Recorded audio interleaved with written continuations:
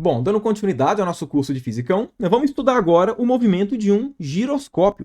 Na prática, o giroscópio vai ser o único sistema físico que nós vamos estudar aqui no curso de Física 1 em que a rotação não se dá em um eixo fixado. Na prática, um dos regimes que a gente vai estudar o giroscópio, o eixo de rotação dele vai estar variando a todo instante. E aí, nesse sentido, o movimento do giroscópio é o movimento mais complexo de rotação que a gente vai estudar nessa nossa sexta aula e, por consequência, em todo o curso de Física 1. O giroscópio, no curso de Física 1, ele é legal porque ele acaba atuando como se fosse um problema de transição. Como eu comentei, o movimento de rotação são movimentos bem complicados no ponto de vista geral, de forma que no curso de Física 1 a gente estuda sempre movimentos muito bem comportados. O movimento do giroscópio é um movimento de transição. É a transição entre você estudar os movimentos extremamente simples de rotação, e você fazer a transição deles para movimentos um pouquinho mais gerais, movimentos que são mais complicados e que levam em conta um punhado de características da rotação em si como um todo. Ok? Então, enfim, vai ser legal porque a gente vai conseguir ver alguns efeitos que em muitos aspectos são inesperados, mas que quando a gente vê, enfim, a descrição física e tudo, a gente realmente vê como é que existem vários análogos, o caso de rotação com translação, enfim. No caso aqui, a apreciação do giroscópio vai ser um caso bem análogo à questão de força centrípeta, só que com torque centrípeto, enfim. Vai dar pra gente discutir, pelo menos, alguns efeitos adicionais de rotação, que não apareceram nos vídeos anteriores, porque os vídeos anteriores eram de movimentos muito bem comportados, casos muito específicos. É importante enfatizar que a gente não vai estudar o movimento do giroscópio em sua totalidade. O movimento do giroscópio, na sua totalidade, é um movimento nem um pouco trivial.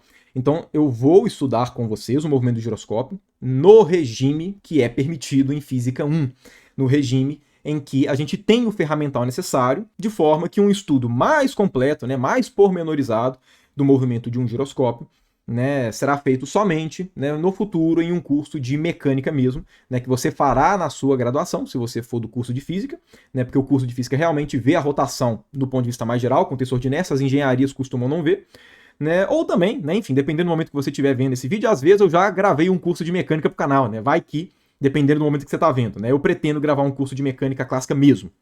Ok? Mas enfim, vamos estudar o movimento então do giroscópio no contexto de Física 1. Primeiramente, o que é um giroscópio? Um giroscópio pode ser visto como um nome bonito para um peão, basicamente. No caso, é um peão um pouco mais sofisticado e geral, claro, porque um peão é um brinquedo, mas o giroscópio é um dispositivo na qual o princípio de funcionamento é semelhante ao do peão.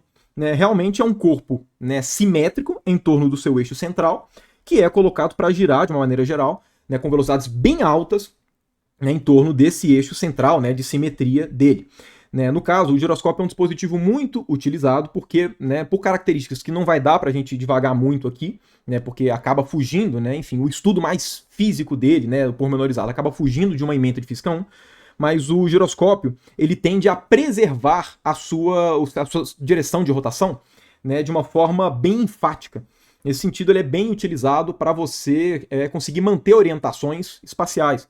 Ele é muito útil para saber se alguma coisa mudou de orientação. Por exemplo, quando você tem um celular, você está, enfim, mexendo nele na vertical. Na hora que você vira, o seu celular verifica que você virou, porque ele tem um giroscópio dentro dele, que a partir do giroscópio você sabe falar se, enfim, houve uma mudança de orientação do dispositivo, enfim, do objeto que você está manuseando. Mas, no contexto de Física 1, o giroscópio, e a gente vai tratar ele aqui nesse exemplo, vai ser basicamente tratado como um peão, ok? No caso, um peão que gira extremamente rápido. O regime em que o giroscópio é consistente com a ementa de Física 1 é o regime em que ele gira muito rápido, pelo menos na segunda parte. Na primeira parte que eu vou discutir com vocês do giroscópio, tanto faz se ele está rápido ou devagar, aí não faz diferença.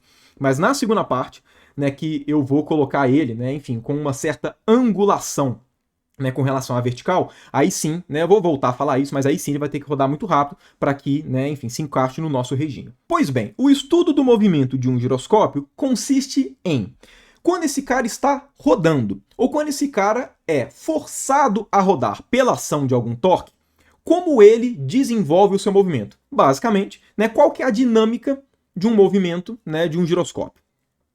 A primeira parte da dinâmica, que vai ser a parte simples, análoga a tudo que a gente viu, só para que a gente comece fazendo as coisas com calma, uma coisa de cada vez, é o seguinte: imagina que a gente coloque esse giroscópio, né, preso aqui, né, de forma que, enfim, né, a parte de cima e a parte de baixo presa de forma que esse eixo dele fique na vertical de fato. E, enfim, a gente vai estudar como é que se dá o movimento desse giroscópio, né, sendo que ele consegue girar livremente porque essas partes aqui de cima e de baixo só não deixam ele tombar, mas não geram atrito, né, simplesmente mantém ele sempre com essa orientação. Pois bem, para esse contexto, como se dá a dinâmica do giroscópio? Né, se dá da forma mais simples de todas. Né, para esse contexto daqui, a gente sabe, né, que o torque é dado por momento de inércia vezes vetor aceleração angular e que o momento angular é dado por momento de inércia vezes velocidade angular, né, dado que esse é um contexto de rotação com o eixo fixado em torno, né, exatamente, de um dos eixos, né, simétricos, de um dos eixos de simetria desse corpo rígido. Levando em conta essas equações e o fato de que o eixo de rotação é fixado, né, a gente chega na conclusão óbvia de que torque e momento angular são vetores paralelos. Agora, o torque não é a variação do momento angular no tempo. O fato de torque e momento angular serem vetores paralelos implica no torque variar somente o módulo do momento angular. Né? O torque, nessa situação, ele não varia a direção do momento angular, somente o módulo. Então percebam, né, que, de fato, esse primeiro contexto é um contexto idêntico aos que a gente estava trabalhando até então.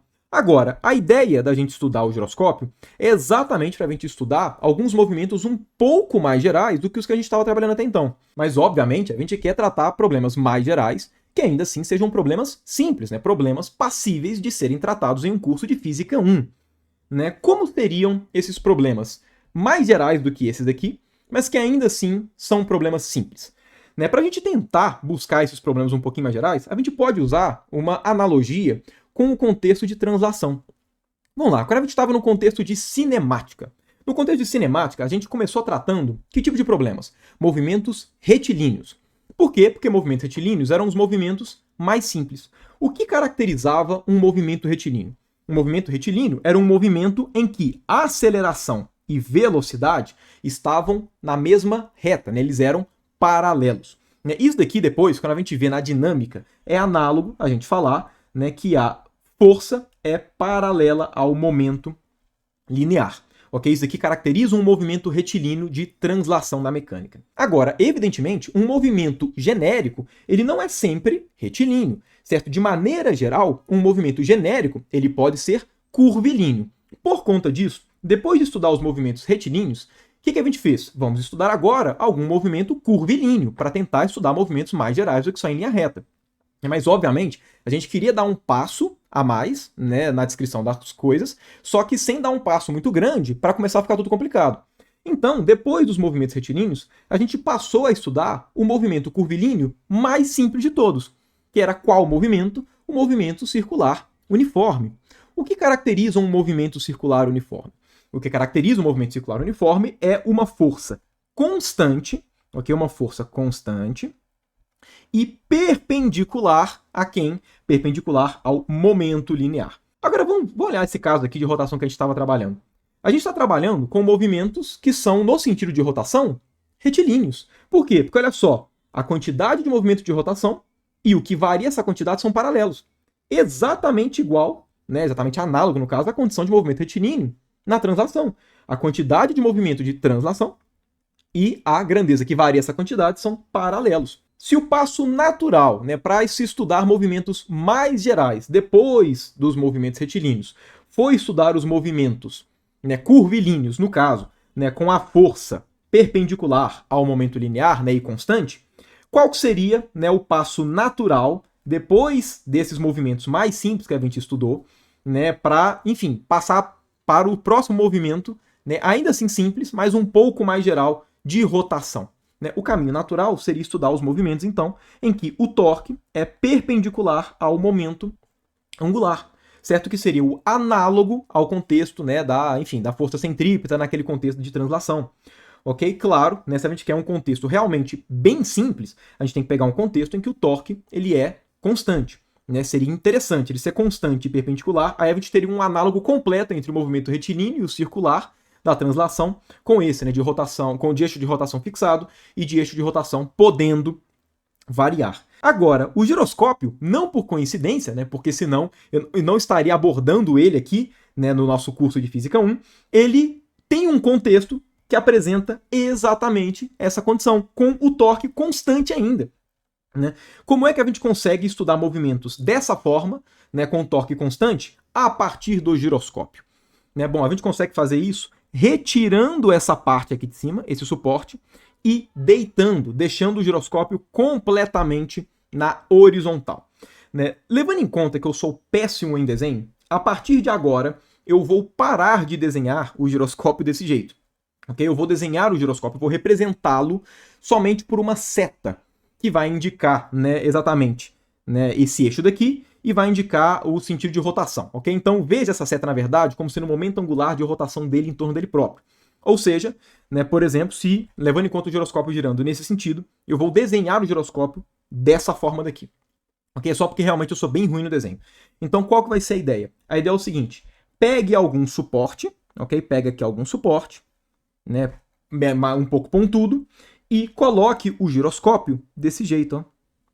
Ok? Aqui no caso, né, colocando ele para poder girar, né, e completamente na horizontal. Esse contexto é exatamente, né, o contexto mais simples depois dos, entre aspas, movimentos retilíneos, né, no contexto de rotação, né, dos movimentos com eixo fixado, né, que a gente pode estudar, né, da rotação de um corpo rígido. Né, vamos lá, vamos verificar essa condição daqui e estudar de fato o movimento do giroscópio nessa condição. Ok? Percebam que quando eu coloco o giroscópio dessa forma, né, eu vou até fazer o seguinte, ó, eu vou, para tentar dar uma noção de perspectiva, para poder ficar um pouquinho melhor, vamos lá, vamos supor que aqui eu estou colocando os nossos eixos, X, Y e Z. Ok? E vamos supor que eu estou colocando aqui o giroscópio, né, desse jeito aqui, ok? Tá fazendo 90 graus com a vertical, tá? Estou fazendo desse jeito só para tentar dar uma noção de perspectiva, porque vai ser interessante dada a dinâmica, né, do giroscópio. Ok? Então, vamos lá. Né? Como é que a gente consegue verificar se essa condição é satisfeita? Né? Quais são as forças que estão atuando no giroscópio? Né? No caso, a gente tem força-peso, ok? A força-peso eu vou colocar aqui atuando bem no meio dele, ok? Massa vezes gravidade, ok? Aqui eu vou supor que nesse nosso giroscópio ele tem um tamanho L minúsculo, ok? Aqui é um L e aqui é um L. De forma que a distância, né, do centro de massa para esse ponto daqui, né, que é onde o giroscópio, a parte de baixo dele está apoiada, é exatamente esse L.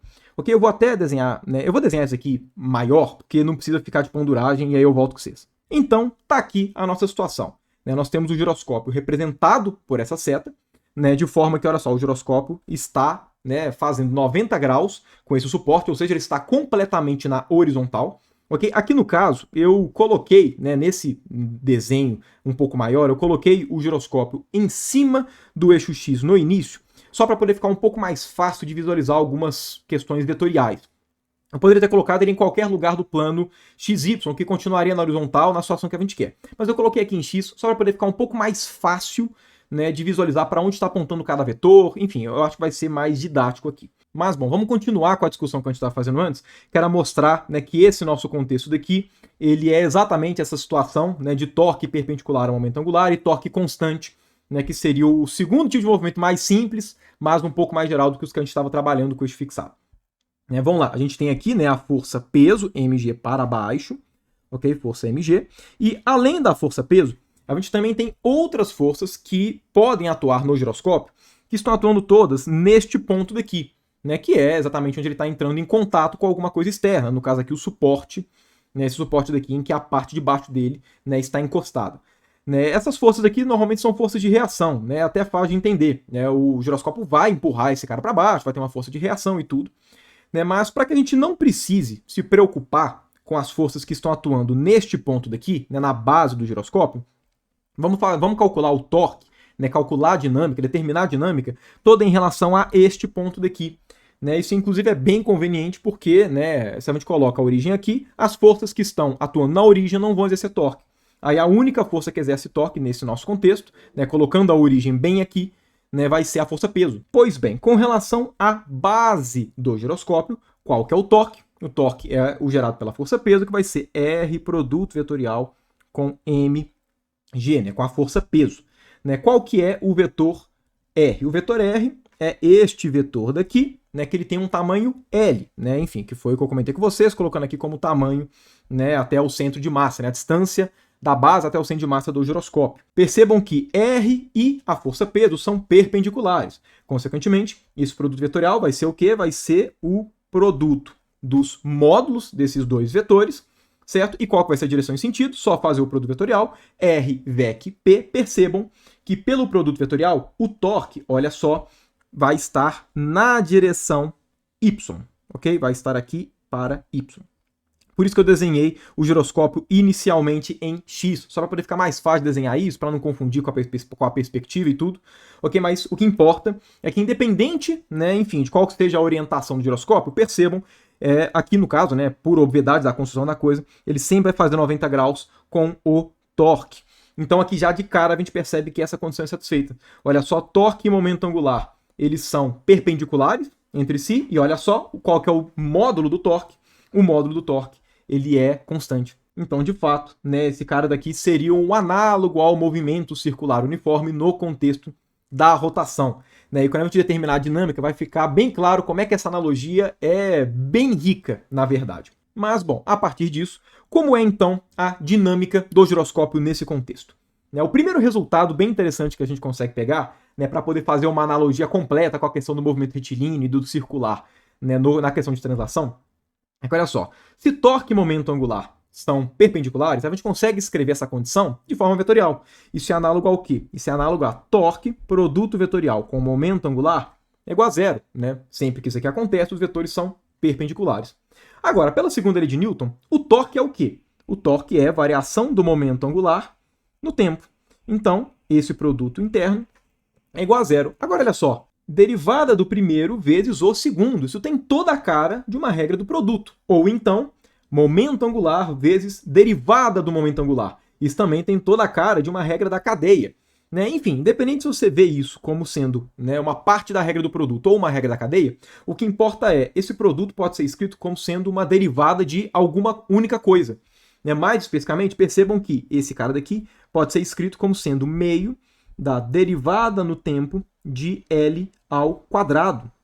Okay? No caso do módulo ao quadrado do vetor L. Se você pensa em termos de regra da cadeia, esse aqui vai dar o quê? Vai dar meio de derivada de alguma coisa ao quadrado, duas vezes a coisa, vezes derivada da coisa, que é dl dt. O meio corta com meio vai dar exatamente esse cara daqui. Okay? Se você pensa nesse cara daqui em termos de regra do produto, então você está vendo esse L quadrado como sendo L produto interno com L. Aí vai ser, né, derivado do primeiro vezes do segundo, mais primeiro derivado do segundo, que são iguais porque o produto interno ele é comutativo, né, nos reais. E aí, enfim, vai dar duas vezes esse termo daqui, que vai cancelar com esse meio aqui de fora. Né, enfim, o que importa é que, né, o fato de que torque e momento angular são perpendiculares retorna para a gente, né, a igualdade de que o módulo ao quadrado do momento angular derivado no tempo é igual a zero. O que significa a derivada de alguma coisa ser igual a zero? Isso aqui implica que a coisa que está sendo derivada é uma constante. O que significa o módulo ao quadrado ser constante? Significa que o módulo do vetor momento angular não está sendo modificado pelo torque. Ou seja, o torque aqui, nessa situação, como ele é perpendicular ao momento angular, ele só está variando, ele só varia a direção do momento angular. E essa condição torna completa, né, a analogia desse contexto com o do movimento circular uniforme na translação.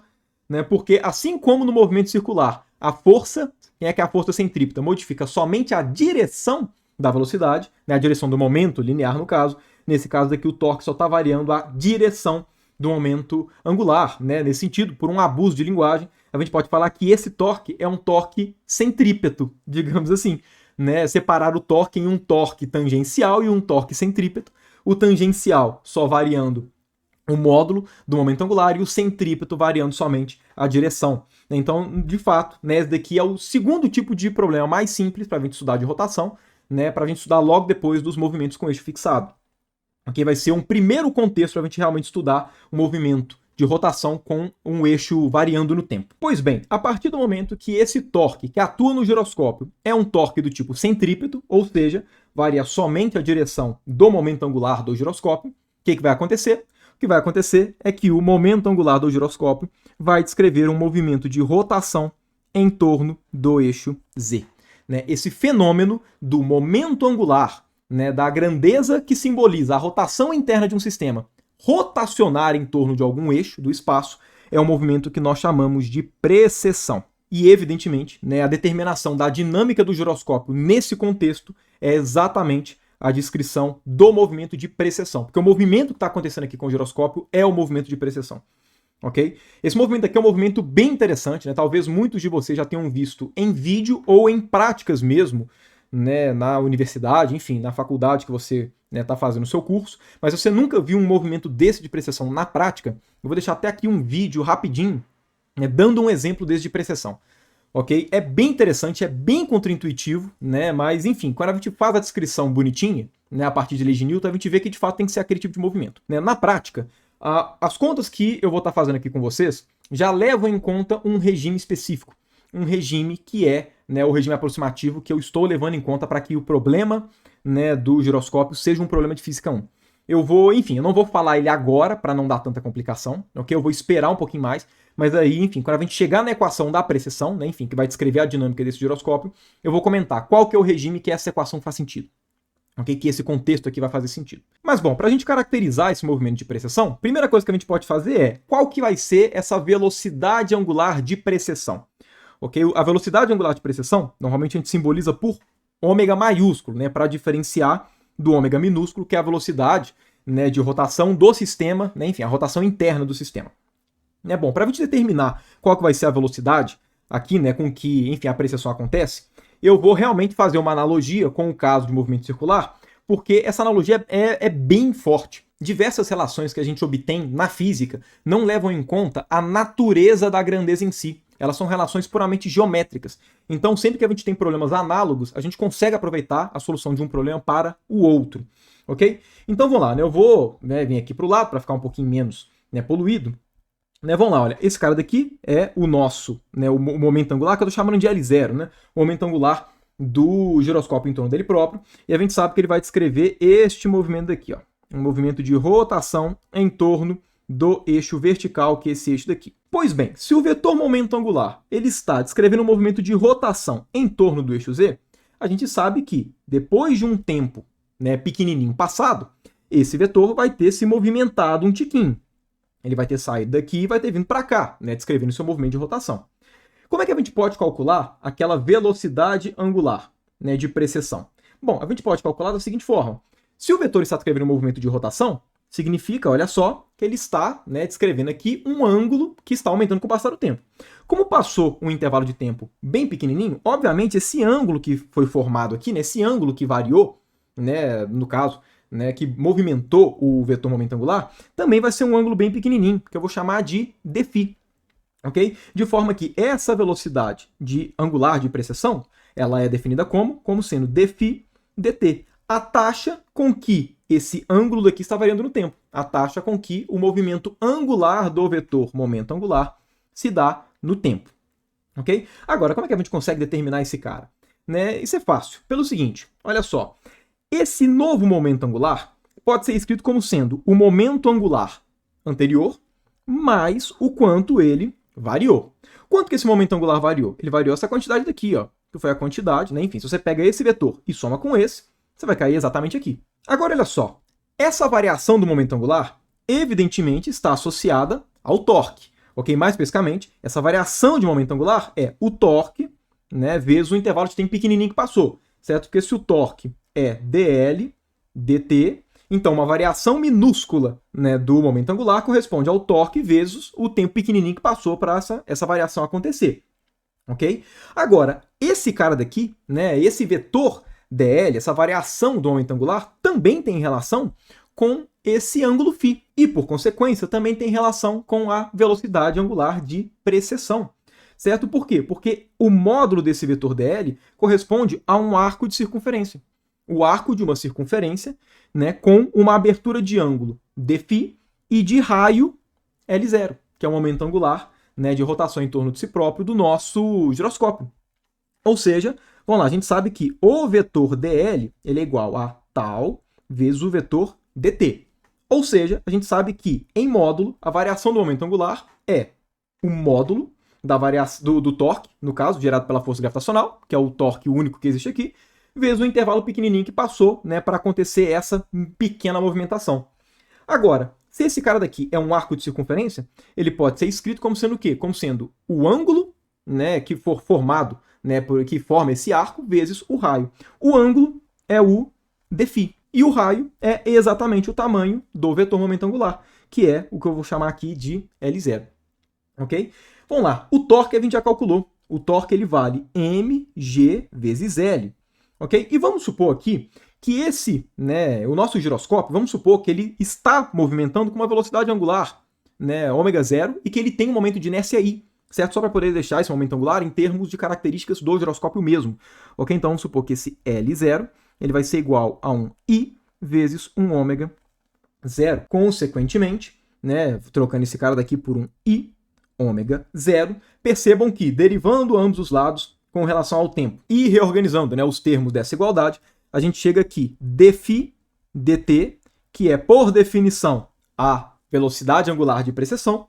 Esse cara daqui vai ser igual a quê? Vai ser igual a mgl dividido por momento de inércia, né, no caso do giroscópio em torno de si próprio, vezes a velocidade angular, né, que ele descreve em torno do próprio eixo. Essa é a velocidade de precessão do giroscópio. Então, enfim, o momento angular vai descrever um movimento circular em torno do eixo vertical, né, com essa velocidade angular. Além disso, né, outra relação importante, né, que a gente consegue obter aqui, né, que descreve esse movimento de precessão, é o seguinte.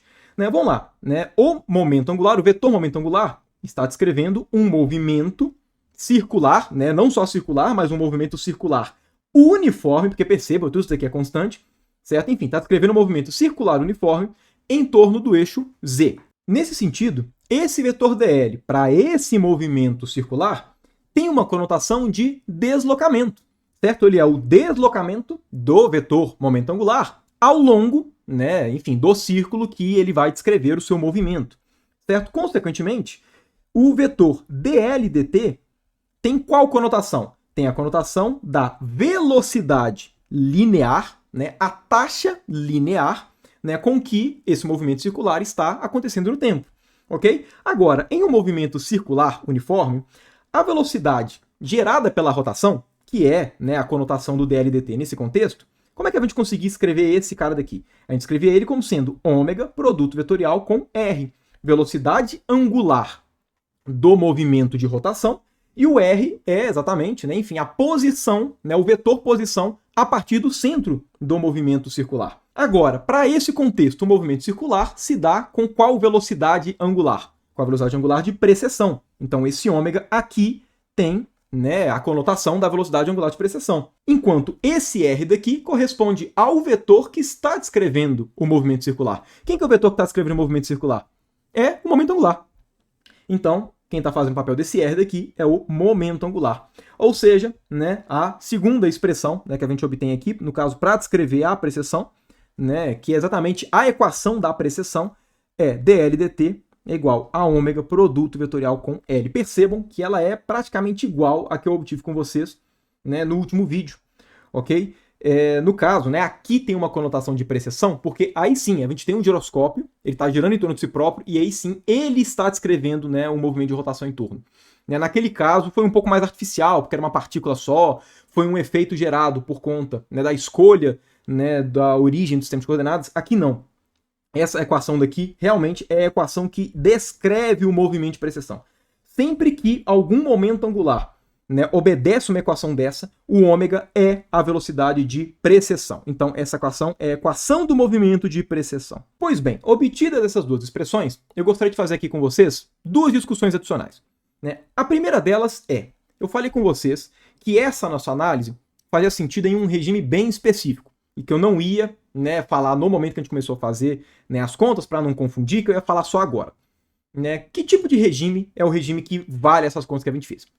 Esse tipo de regime é válido quando a velocidade angular de rotação em torno de si próprio do giroscópio é muito maior do que essa velocidade de precessão. Essa análise que a gente acabou de fazer, né, que chegou nessa velocidade angular de precessão e tudo certo, ela só faz sentido, primeiro, nesse regime. Né? Por que só faz sentido nesse regime? Aonde que está entrando essa aproximação? Ela entra no seguinte. Né? Vamos voltar aqui para esse nosso contexto. Eu falei com vocês que como esse torque é um torque centrípeto, ele vai variar somente a direção do momento angular, e aí, por conta disso, né, o giroscópio vai descrever, né, o momento angular do giroscópio vai descrever um movimento circular em torno do eixo vertical, do eixo Z. Agora, percebam que o movimento de precessão também é um movimento de rotação.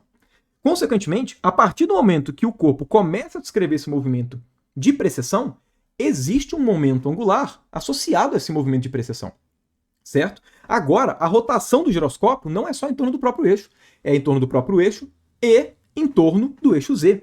Então, além desse momento angular, por isso que eu coloquei um L0, também vai aparecer um momento angular aqui, que é o L de precessão, de forma que o momento angular total do sistema é o momento angular que ele já tinha, mais o da precessão. Agora, esse torque é o torque resultante no giroscópio, e o torque resultante, ele varia qual momento angular? Torque resultante varia o momento angular total do sistema, e não somente uma parte do momento angular. Né? Percebam que todas essas contas que a gente fez, né, foi ignorando a existência do momento angular gerado pela precessão. Nesse sentido, o torque, né, gerado pela força-peso estava variando somente o momento angular interno do giroscópio.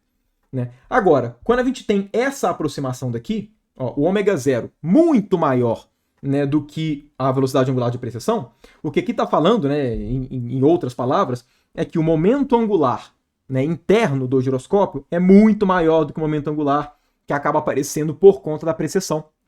Consequentemente, como ele é desprezível, a gente meio que realmente ignora, né, a existência dele. Né? E, de fato, quando a gente vai trabalhar com giroscópios, né, essa velocidade angular do giroscópio, né, interna, ela é bem alta, normalmente. E se você já viu um giroscópio, enfim, até pelo próprio, né, vídeo que eu coloquei há alguns minutos, você deve ter visto que a velocidade de precessão, de maneira geral, ela é pequena. Né? Não somente isso, quanto maior for esse L0, menor é a velocidade de precessão. E é fácil perceber isso, porque olha só, quem que está aqui no denominador dessa velocidade angular de precessão? Exatamente o L0. Então, quanto mais eu aumento esse ômega zero, mais eu diminuo a velocidade de precessão. Então, enfim, essa é a primeira colocação, né, que eu queria, né, deixar claro aqui. Né, essa nossa solução faz sentido para um regime específico, ok? Que foi um regime que eu levei em conta para que esse problema fosse tratado, né, em um curso, fosse tratável em um curso de Física 1. Né, se a gente quisesse resolver a precessão do giroscópio de uma maneira geral, isso envolve bastante, né, bastantes complicações. Né, principalmente pelo fato de existir, né, aquele outro momento angular da precessão.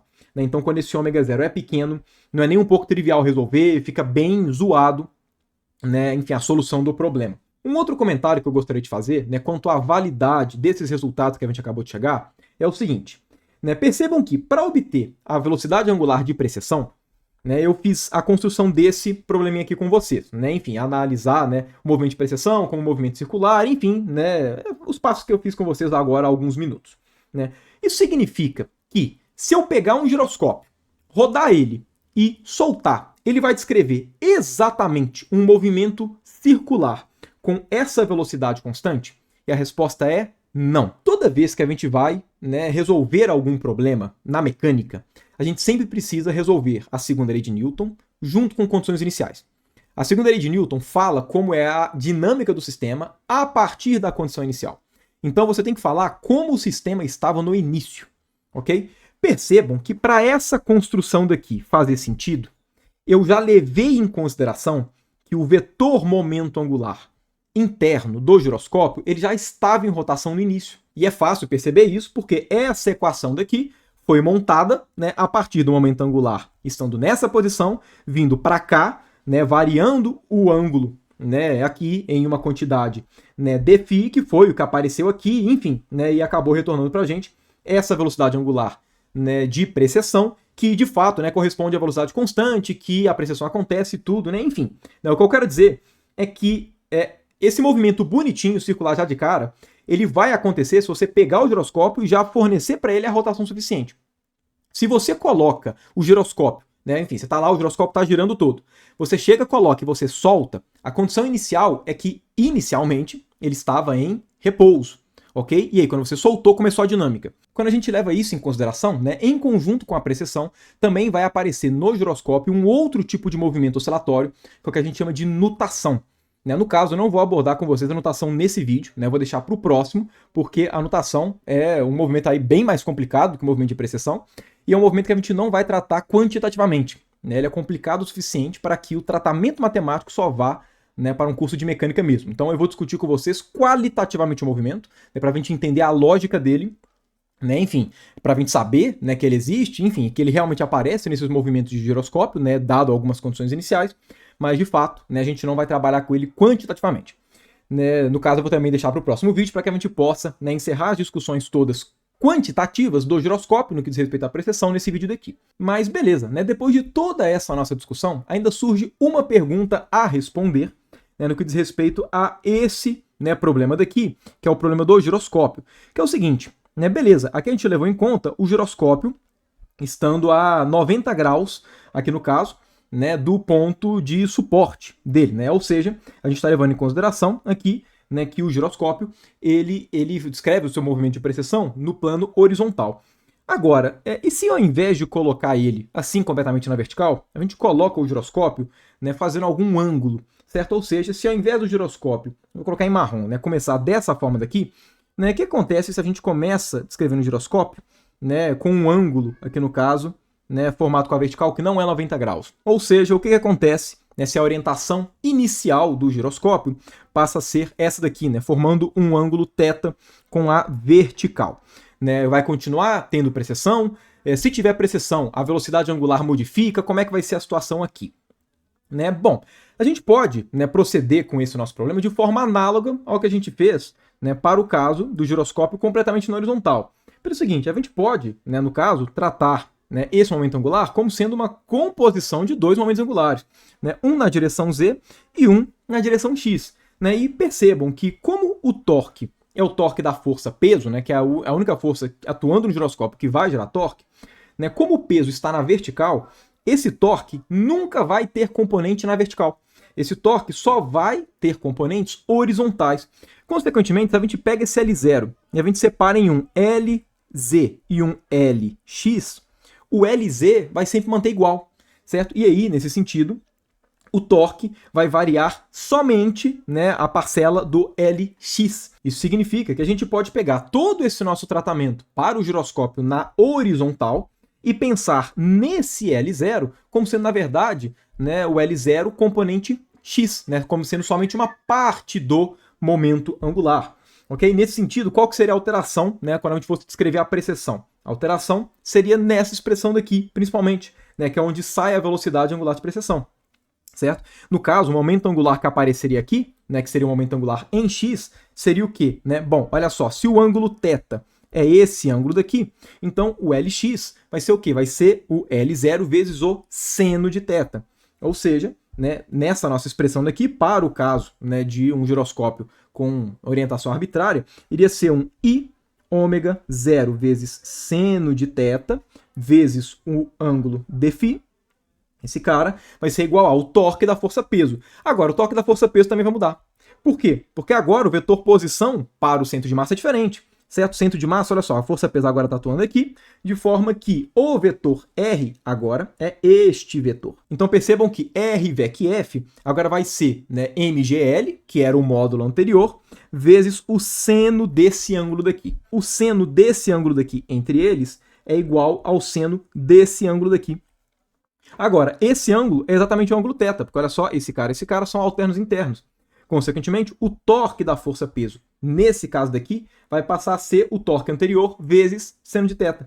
Então vai passar a ser o MGL, seno de θ, dt. E aí, né, olha só, seno de θ corta com seno de θ, a gente cai na mesma expressão e, consequentemente, o movimento de precessão vai ter a mesma, né, velocidade angular.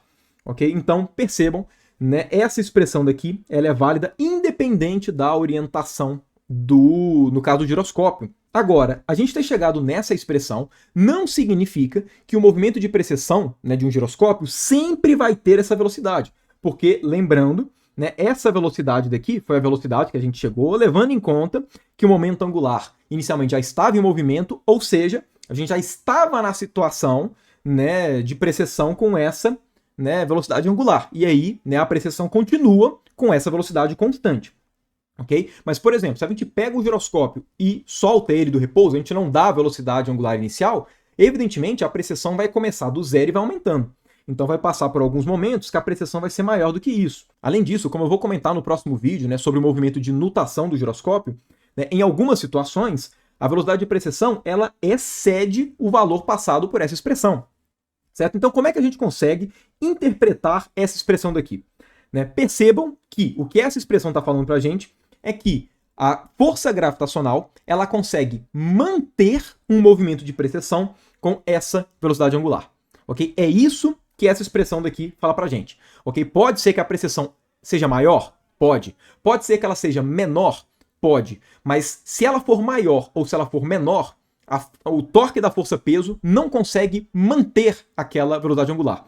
Ou seja, se por alguma razão você está analisando a precessão de um giroscópio e a velocidade angular de precessão é maior do que essa, a precessão vai variar o valor, ela vai dar uma reduzida. De forma análoga, se em algum momento a velocidade angular de precessão do giroscópio for menor do que essa expressão, significa que, né, o torque da força-peso vai aumentar a precessão. Ou seja, essa daqui, né, é a velocidade angular de precessão que a força gravitacional consegue manter.